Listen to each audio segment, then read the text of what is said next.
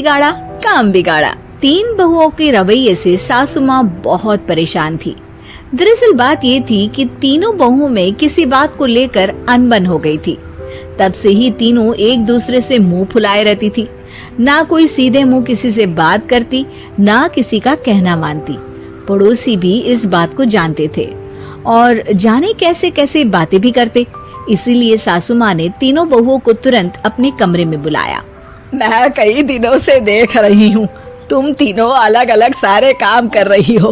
ये सब नहीं चलेगा, तीनों को मिलकर ही काम करना पड़ेगा। सास की बात सुनकर एकदम से बड़ी बहू बोल उठती है। नहीं मम्मी जी, मैं इन दोनों के साथ कुछ नहीं कर सकती। मैं इस घर की बड़ी बहू हूँ, फिर भी ये मेरा कहना बिल्कुल भी नहीं मानती।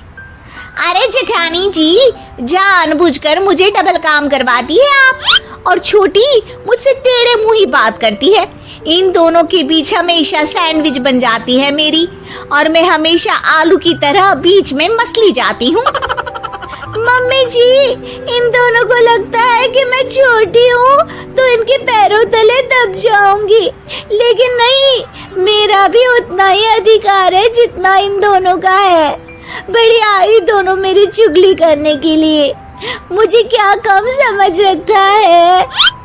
तीनों बहू एक दूसरे से बहस करने लगती है और सास दोबारा ये देखकर टेंशन में आ जाती है और सबसे कहती है, चुप हो जाओ, अब से तुम तीनों सारे काम एक साथ करोगी, आंख बंद करके एक दूसरे की बात सुनोगी।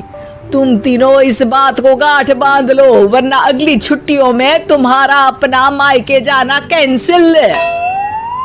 सास की बातें सुनकर डर के मारे तीनों हामी भर देती हैं। जी मम्मी जी, मैं समझ गई। हाँ मम्मी जी, जैसा आप कहें। आप जो कहेंगी मैं वही करूंगी। तीनों बहू सास की बात को गांठ बांध लेती है और वादा करती है कि अब से सारे काम वो तीनों एक साथ मिलकर ही करेंगी। ये सब देखकर सास खुश हो जाती है और वहाँ से चली जाती है। नीचे जाकर वो देखती है कि घर में शर्मा जी आए हुए होते हैं। सास जोर से आवाज लगाकर कहती है, अरे बहू, जरा चाय बनाकर तो लाना, शर्मा जी आए हैं। सास की बात सुनकर तीनों बहू तुरंत किचन की ओर भागती है और चाय बनाना शुरू कर देती है। मुझे तो एकदम मसाले वाली कड़क चाय पसंद है, तो हम शर्मा जी के लिए मसाले वाली चाय ही बनाएंगे। अरे नहीं दीदी, गर्मी के मौसम में मसाला चाय कौन पीता है? मैं तो शर्मा जी के लिए इलायची वाली चाय ही बनाऊंगी। ये कैसी बात कर रही हैं आप दोनों? मेरी मम्मी ने सिखाया है कि मेहमान को ज्यादा दूध और शक्कर वाली चाय देनी चाहिए, वरना वो घर वालों को कंजूस समझते हैं। तो मैं तो शर्मा जी को ऐसी ही चाय दूंगी।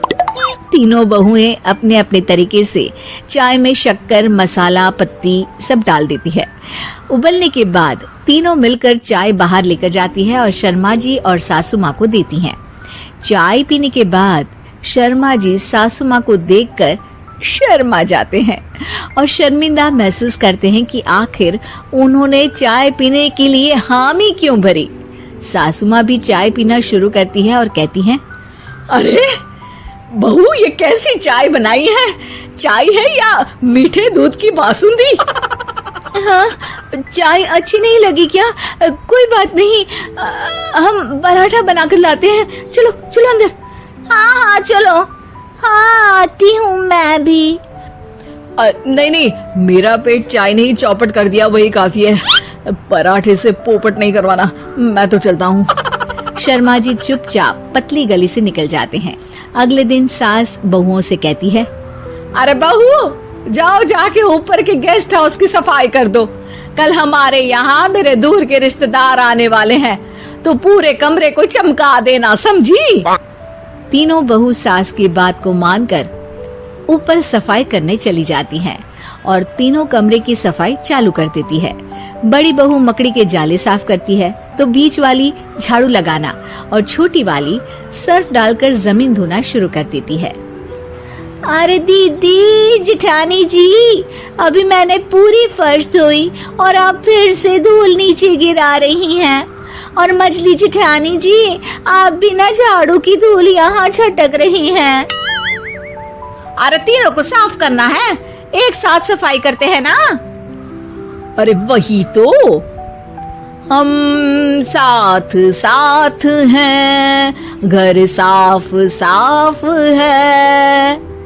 तीनों बहू ऐसे ही काम में उलझ जाती है और 2 घंटे तक एक ही कमरे की सफाई करती रहती है। बहुत देर से अपनी बहुओं को ना देखने के कारण सास ऊपर कमरे में उन्हें देखने जाती है, लेकिन कमरे में घुसते ही वो गीली फर्श पर फिसलने के कारण नीचे गिर जाती है। ओरी मोरी मैया, हड्डी मरोड़ के रख दी। आए मेरी तो कमर ही टूट गई रे। तीनों बहुएं सास को उठाती हैं और बिस्तर पर सुला देती है। अरे मेरे हाथ पैर दर्द कर रहे हैं, दबा दो, आराम मिलेगा। हाँ जी माँ जी। अरे जी माँ जी माँ जी।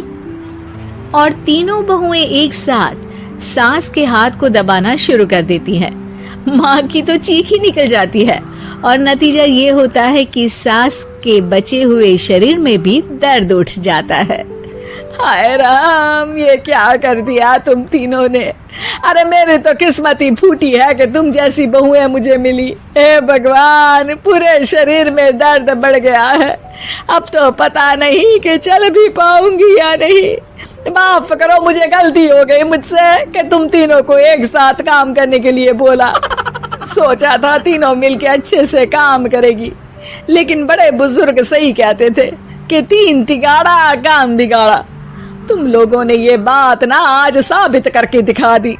तुम तीनों को तो समझाना यानी मानो भैंस के आगे बीन बजाना है। तुम्हें अकेले अकेले काम करना है ना, तो अब से तुम अकेले ही अपना अपना काम करो। तीनों बहुएं वहां से जाने लगती है। अरे कहाँ जा रही हो?